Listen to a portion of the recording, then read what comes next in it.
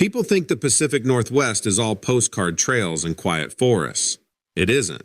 There are places up here where the trees feel older than they should, where sound doesn't carry right, and where rangers don't go alone unless they have to. And every so often, someone reports a noise none of us can explain. A deep, slow knock that rolls across the ridge like something enormous is signaling from inside the timber. That's how this started. This ranger had worked the Pacific Northwest backcountry for 20 years, and he had never seen the forest go silent the way it did the morning the mysterious knocking started. He was riding the old maintenance trail up toward the ridge, the kind of route only rangers and occasional survey teams ever used. The overnight snowstorm had cleared, leaving a cold mist hanging low between the cedars. It was early enough that even the birds had not started, just the soft hum of the snowmobile and the usual deep stillness of winter. Then the knocking rose through the trees. A single heavy thud echoed across the valley, deep enough that the handlebars vibrated in his grip. Not a branch falling, not a woodpecker, not a hunter chopping firewood. This was slow, weighted, intentional. He cut the engine out of habit, expecting to hear a second thud from the direction it came. He did. Another heavy impact, spaced far enough from the first that it felt deliberate. The ranger stood still, helmet in hand, listening. The cold air pressed tight around him. He waited for the pattern to continue. It did. Thud! The sound rolled down through the ridge, like someone striking a massive log deep inside the forest. The rhythm never rushed. It stayed slow even, each hit spaced by a long pause that made the next one worse. Another thud. He had heard stories over the years from hikers and campers. Strange noises up near the ridge. Something walking around tents without sound. Trees bent in ways storms could not manage.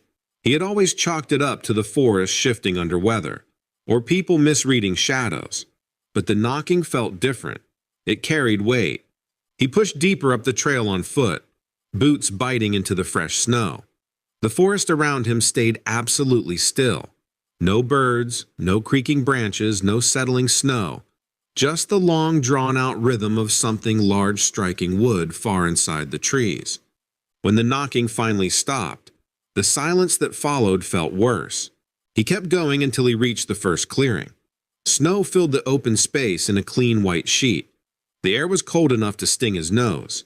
He scanned the timberline. That was when he saw the bent cedar. 12 feet up the trunk, the entire middle section of the tree bowed downward as if someone had hauled on it with both hands. The bend was fresh, fibers stretched, bark cracked.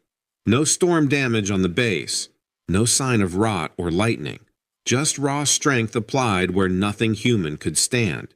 He approached carefully, inspecting the trunk without touching it. No saw marks, no boot prints, no climbing spikes, nothing that explained the height or the pressure. He stepped around the cedar, checking for tracks. The snow was clean, completely untouched. He circled once, a slow loop around the tree, scanning every inch of powder around it. Animals always leave sign. Even birds kick up flurries when they land.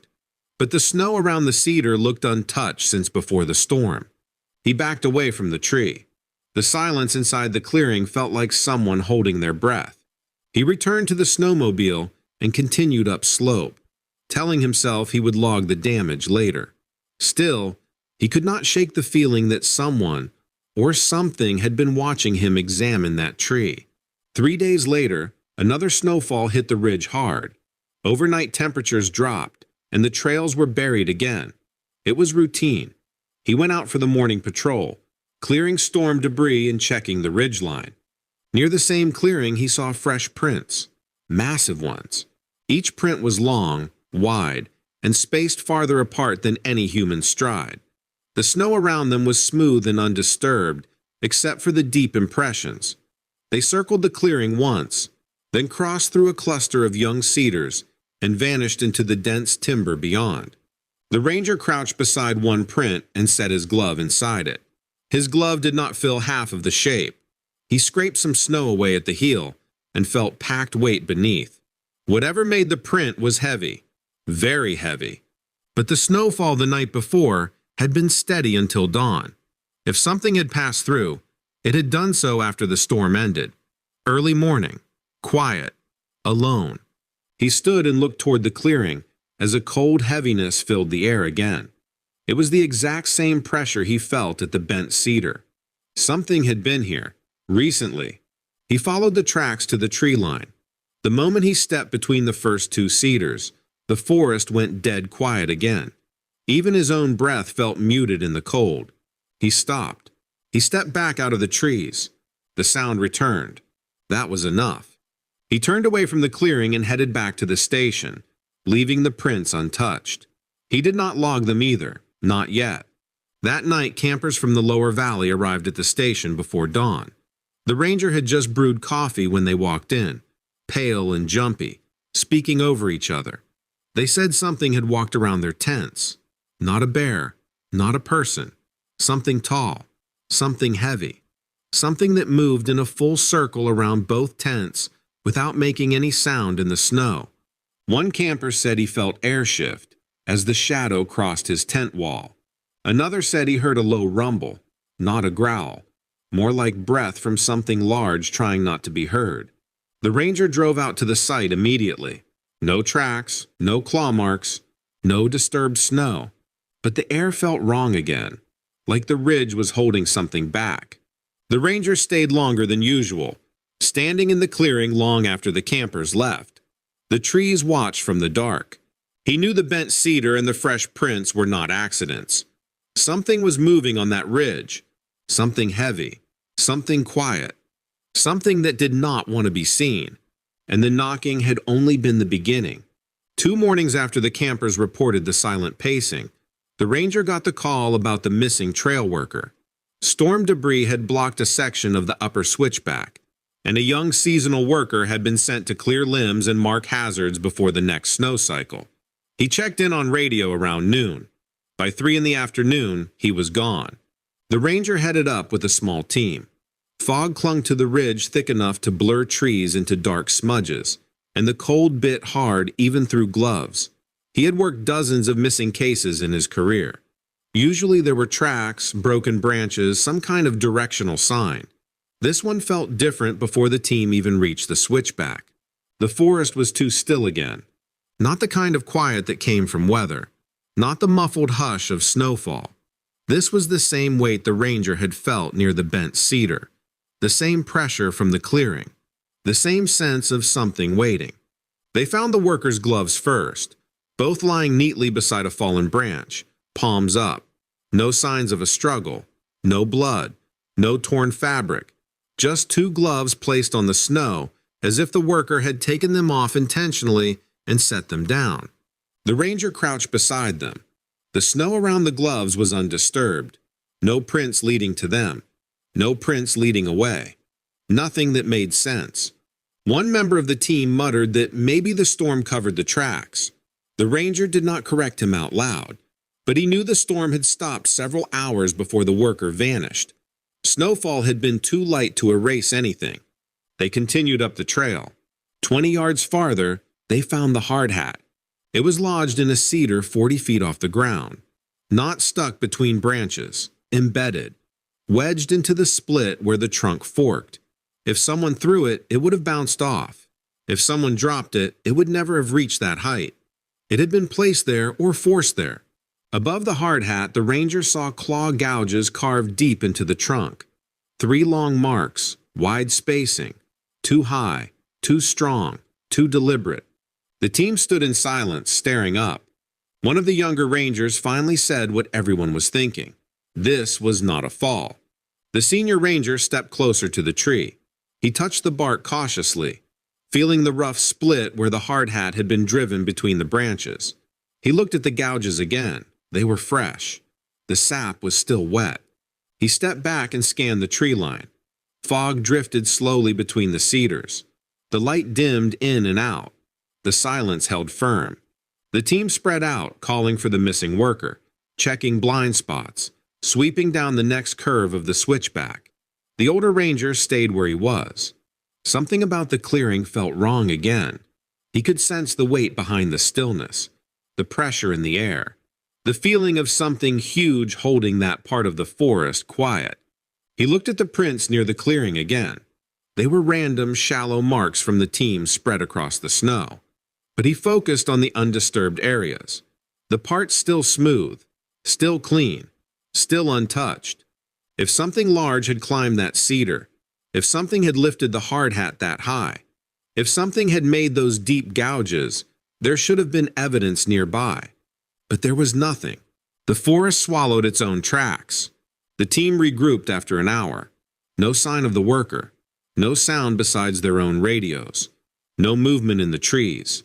The ranger felt the pressure increase a little more as the sun began to lower behind the ridge. He knew they could not stay much longer. Light failed fast on that trail, and fog would thicken even faster. They marked the area, logged the worker as missing, and planned a larger search for the next morning. As they turned to leave, the ranger glanced up one last time at the hard hat. That was when he noticed something he had not seen before. The cedar branches above the gouges were bent, not broken, bent downward slightly, just like the first cedar he found days earlier. He felt a slow chill run across the back of his neck.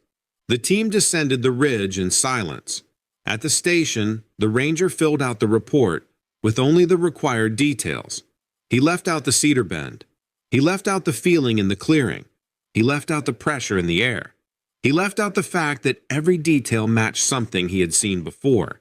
That night, when the station was quiet and the others had gone home, he sat alone at his desk, staring at the map of the ridge trail system, the bent cedar, the impossible footprints, the silent pacing around the tents, the knocking, the missing worker.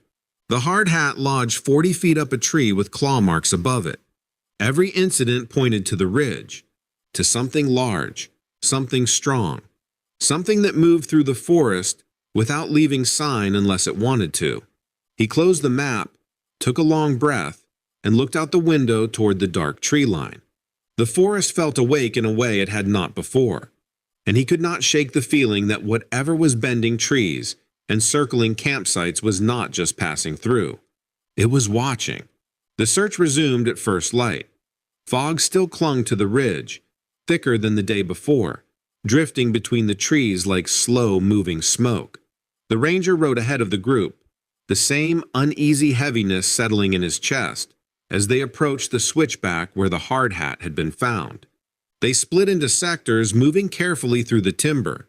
Radios crackled with faint voices and static. Snow underfoot was crisp from the freezing night, but not a single new track showed anywhere near the trail workers' last known spot.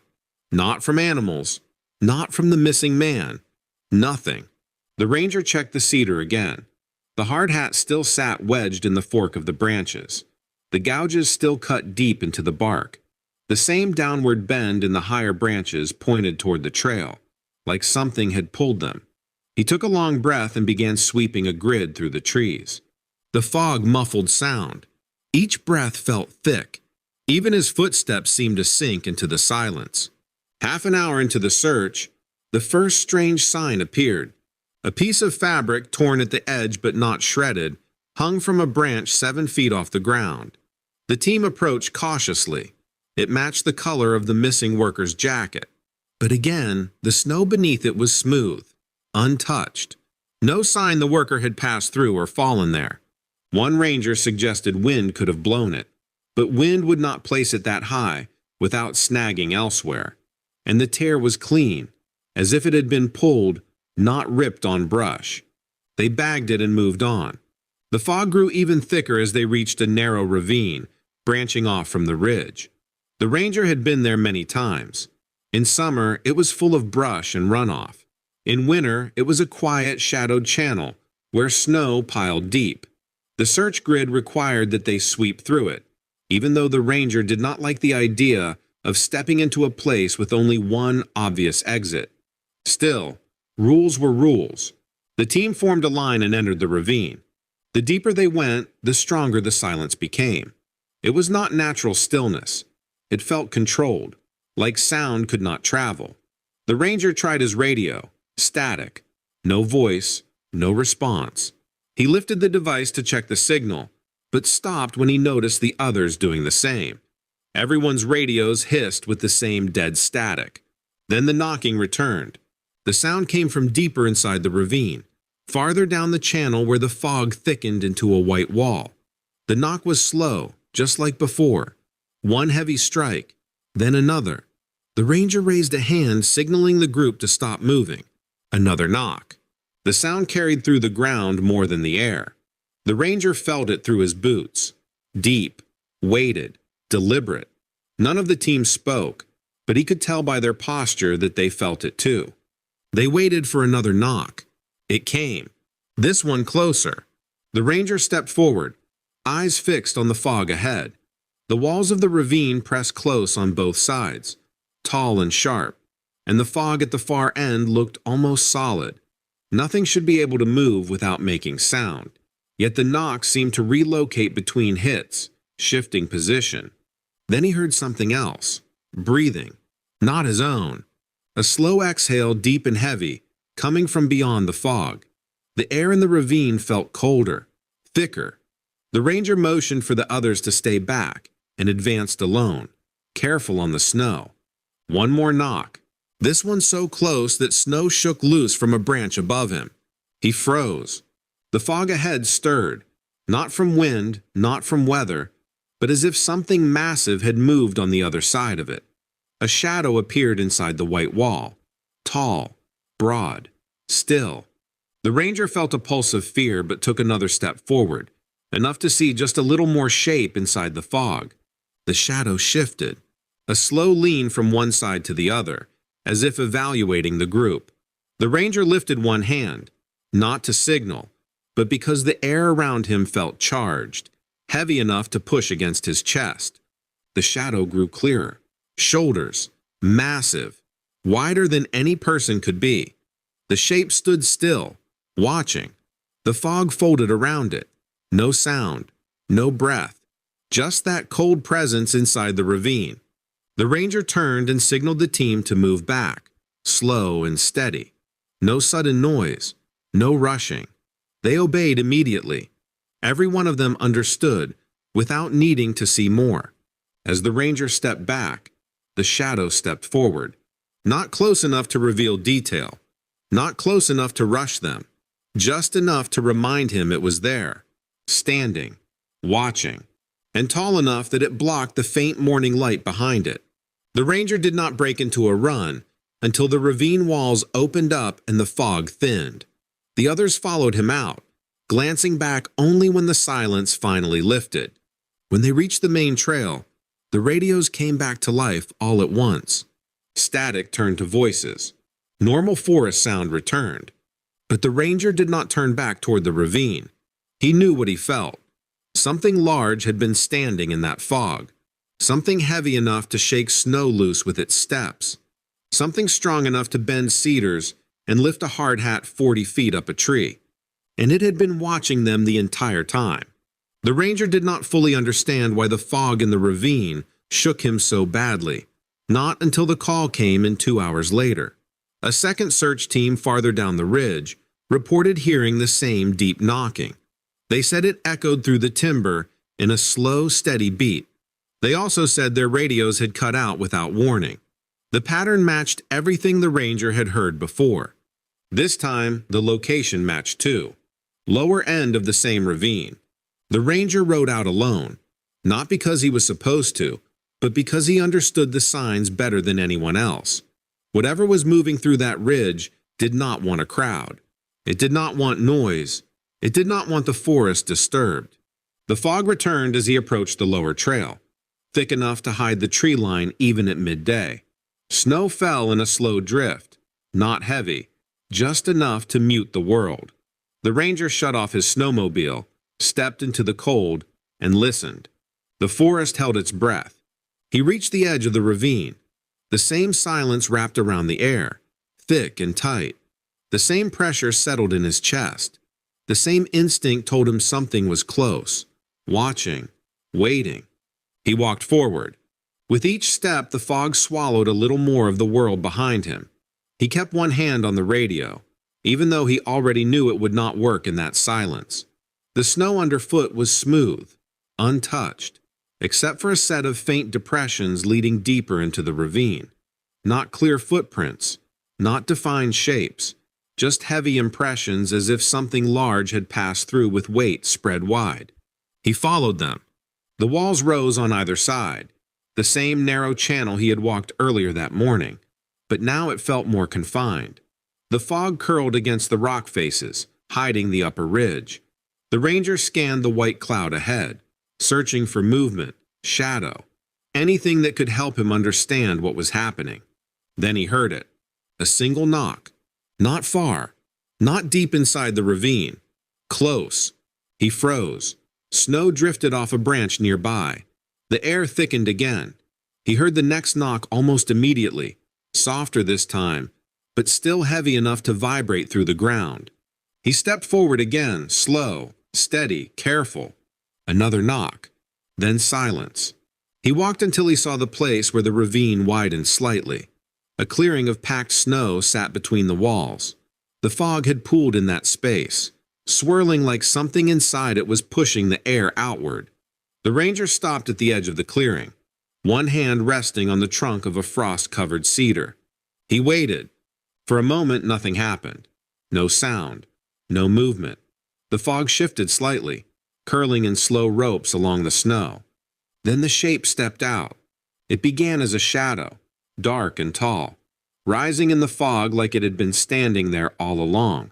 Shoulders first, wide and sloped, much wider than any person. A massive frame followed, outlined in the pale mist. The fog clung to it, sliding around the shape as if it did not want to reveal the full outline. The ranger did not move. He could not. The figure stepped forward again. Its size became obvious when it brushed a cedar branch that only a tall climber could reach. The branch bent without resistance. The shape kept coming, slow enough to show it was not rushing him, not charging, just approaching with the same deliberate pace the knocking had carried. When it finally broke through the densest part of the fog, the ranger felt the air change completely. He saw it. Not clearly, not in detail, but enough. The creature stood between the cedars, a massive silhouette covered in dark, heavy hair that hung in thick mats. Shoulders broad, arms long, chest rising with slow, powerful breaths. Its posture was still, steady, almost human in the way it held itself, but far too large to be a person. Then the head lifted. The fog thinned around its face for only a second, just long enough for the ranger to see two dark eyes set deep in the shadow. The expression that looked back at him was not neutral, not confused, not curious. It was aware, focused, predatory. The ranger backed up one slow step, boots sliding across the packed snow. The creature did not follow. It watched, completely still, completely silent. He took another step. This time the creature shifted weight forward, just an inch, enough to remind him what stood in that clearing. The snow under its feet did not crunch. It did not sink. It held the weight like the ridge had learned to carry it. The ranger stopped moving. The creature held its ground. Neither broke the silence. Then a distant voice crackled through the radio clipped to the ranger's vest. Faint, static-filled, but loud enough to cut the quiet. The creature's head snapped toward the sound. The ranger took that moment to slip backward into the fog. He did not turn his back. He moved slowly, keeping the creature in sight until the mist swallowed it completely. Only when the shadow faded did he turn and climb out of the ravine, heart pounding, legs shaking, breath freezing in the air. When he reached the main trail, normal forest sound drifted back. Wind through the branches, the soft groan of cedars, a distant bird call. The world felt like itself again. But the ranger knew the ridge was not the same. The bent trees, the huge prints, the silent pacing, the knocking, the missing worker. And now, the creature standing still in the fog, watching him like it had been waiting for him all along. The ridge had a sentinel, and it had shown itself.